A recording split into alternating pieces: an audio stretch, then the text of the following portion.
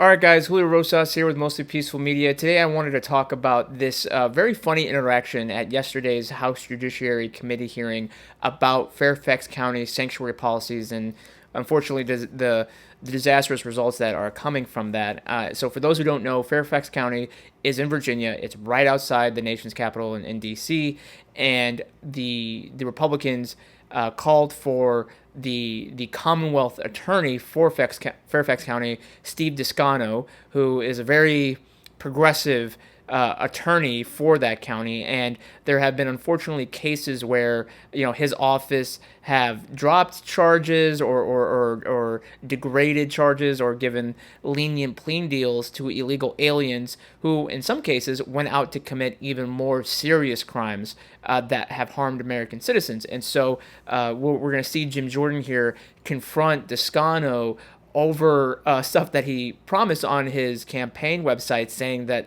he is going to take into account people's immigration status when it comes to how they're going to proceed with some of the criminal charges and everything. And the whole thing is just really funny because Jim Jordan basically gets Descano to admit he says one thing while doing another. And so let's take a listen to that. Ago where you said it's shameful that the guy beside you is not prosecuting people. I did. You said that? I did. Okay, good. Mr. Descano, why'd you change your website? So first of all, let me address what you had said No. earlier. You answered the questions we asked. You answered the questions we asked. I asked a simple question. Why did you change your website last month? Well, sir, your statements about don't want to prosecute guys is absolutely false. And my policies so far in this hearing... Are you saying what the sheriff wrote me is wrong? No, what I'm saying is that the way that my policies have been December 16th, presented in this you are chose outrageous. She said the Commonwealth's attorney, that's you, chose not to prosecute Mr. Morales Ortiz on December 16th, and they had to release him. They had to do their job because you wouldn't prosecute. What happened on December 17th, Mr. Descano? Well, sir, let's talk about December 16th. No, that's the question. What happened on December 17th? This same guy murdered somebody. This guy murdered somebody, and I'm asking you, why did you change your website? Well, do you not want me to talk to you about the actual case? I want you to answer the first question I said. Which was about the case, Why did you change sir? your website? Well, sir, because the website is not my policy. My policy... You are referring to a campaign. I think the voters might be interested in that. This is your campaign website where you said our office will take immigration consequences into account when making charging and plea decisions. Immigration consequences were certainly part of the game here, part of the issue here with Mr. Morales Ortiz. No, they weren't. You decided they absolutely not to were not. You are assuming something that is in fact untrue, because you are misrepresenting my policies. My policies do not say that we do not prosecute people. Well, if you're proud of your policies, why'd you change your website? Because that's not my policy. As I told you, sir, that is a campaign statement that I made before I was Commonwealth It had been up Attorney. for 6 years. A week after we send you a letter saying we want you to come testify, shazam, you change it. Because I'm I could not- asking, is that coincidental? Because I could not believe that people were so obtuse that they could not realize what the difference between a campaign statement and an actual office policy is. So when you make campaign statements, those aren't true? You're not being honest with your voters? That's not what I'm saying at all, sir. Sure sounded like it. Sure sounded like it. It's absolutely not. What I'm saying is that when you still haven't told me why you took it. You still haven't told me policies- why you took it down. Because I was hoping to come here to talk about my office policies, not be distracted by a campaign statement that was Not be made distracted. a year before I was actually Commonwealth's Attorney, Attorney and General. had any cases that were mine. This is almost laughable. This is your policy. You said it right here. You told the voters, if you elect me, I will take into account immigration consequences when making charging and plea decisions. This is my policy, not Right what you here. have in your hand. Oh, okay, so what you said to the voters is not real, doesn't count. No, sir, what I'm saying is that as an office holder, I just my find it office interesting. is run by my policy. Your sheriff said you wouldn't prosecute. This guy gets released, kills someone the next day. We start asking about it. You change your website and take down the statements that say you're going to take into account immigration consequences when you decide My what policy you is are public, going to and it has charge. been public the entire time I've been in office, sir. Gentleman's time has expired. In that clip. And what was crazy that the timeline that Jim Jordan laid out was 100% true. I mean, you had this guy in Fairfax County facing these charges.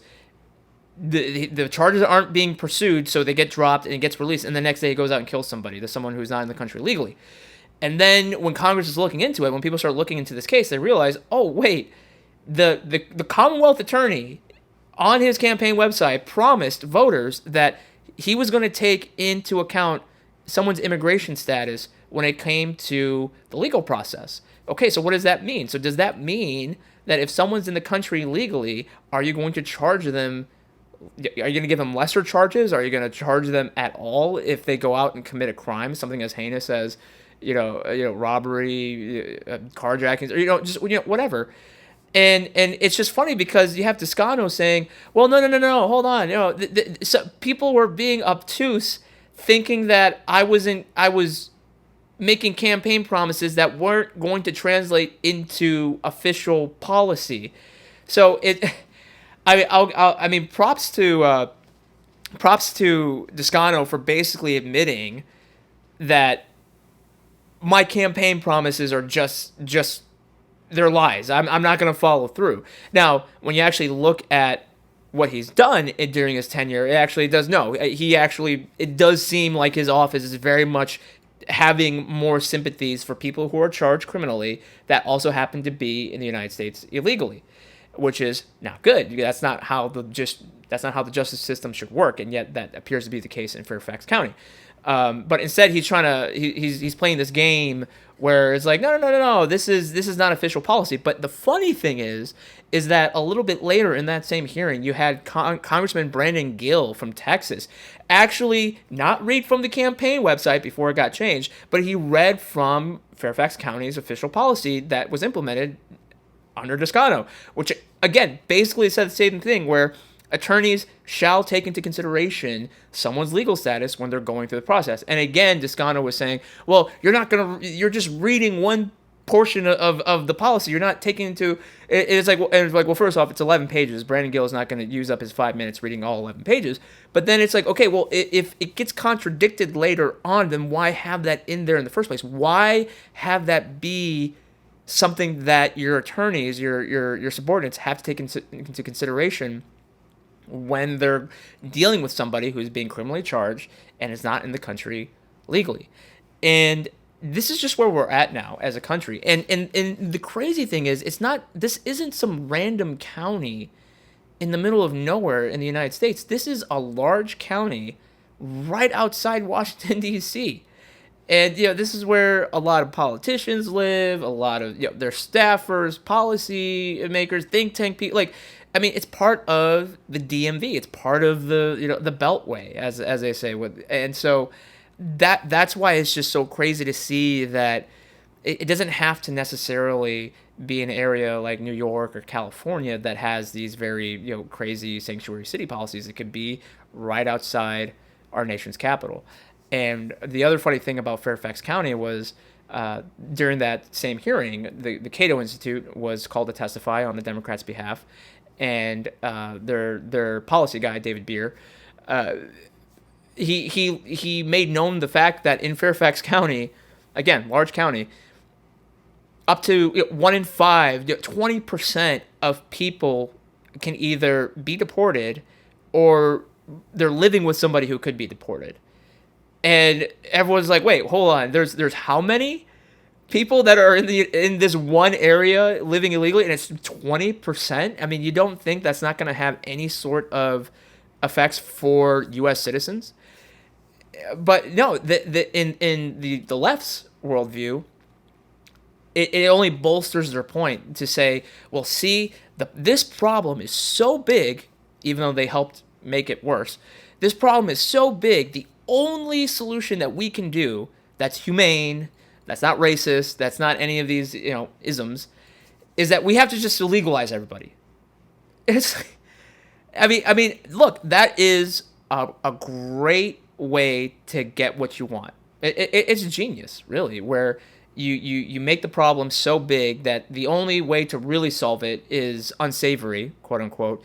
So therefore, to appeal to people's sympathies, to appeal to their, progressive ideologies and sensibilities, it has to be this way and this way only. And you know what? I don't know. We'll see what happens, because we have the midterms coming up. We'll see if Democrats can get around the redistricting, if they can really catch on the concerns about the economy, maybe even the sentiments against immigration enforcement.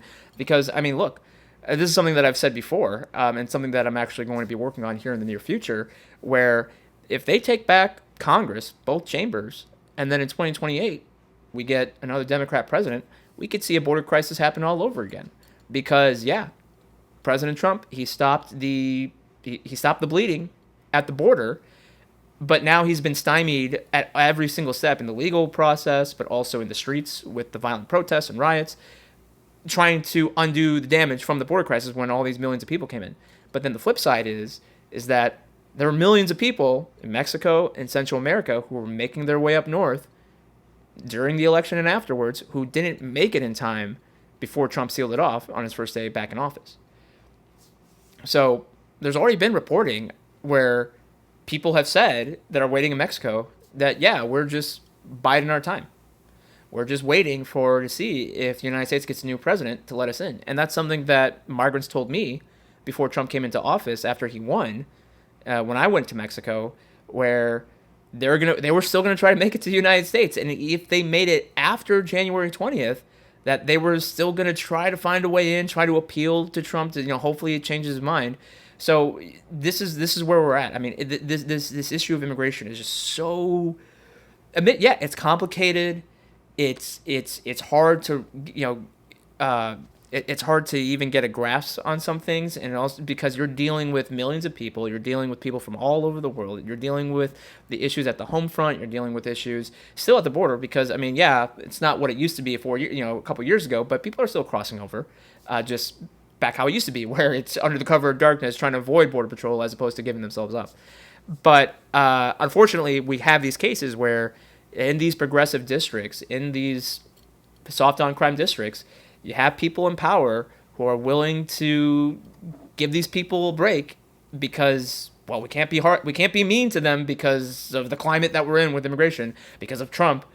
And unfortunately, American citizens are harmed in the process. And I think that, yeah, I mean, if people want to talk about, well, because the Cato Institute example says that immigrants as a whole, they lump illegal and legal in the same. Immigrants as a whole, they commit less crimes. And okay, even if you take that, and let's just say that illegal immigrants commit fewer crimes than American citizens, it's like, well, they shouldn't even be here in the first place. Like they never seem to fully address the, like, yeah, okay, fine, but this crime could have been prevented if they weren't even here living in the country breaking immigration law. And look, I agree. Yeah, a lot of American citizens are committing crimes, and it's those same progressive DAs that are giving these repeat offenders sweetheart deals so that they can go out and commit more crimes again and again. They're not being held accountable. So I totally agree. Like, yeah, we do have a problem where American citizens are committing a lot of crimes, but I think that if you actually enforce the law on American citizens too, we could probably reduce those rates as well. But of course, we can't do that either. So I just wanted to talk about that, guys. That was a really funny. That was a really funny interaction where this guy basically admits, like, yeah, I lied on the campaign. I mean, like, we all know politicians do that. I mean, you just don't see one just admit that, quote unquote, while being grilled on Capitol Hill. So if you like these videos, if you want to see more of these videos, make sure to like and subscribe to support the channel, support my Substack. I'll put a link down below for that as well. And I'll see you at the next one.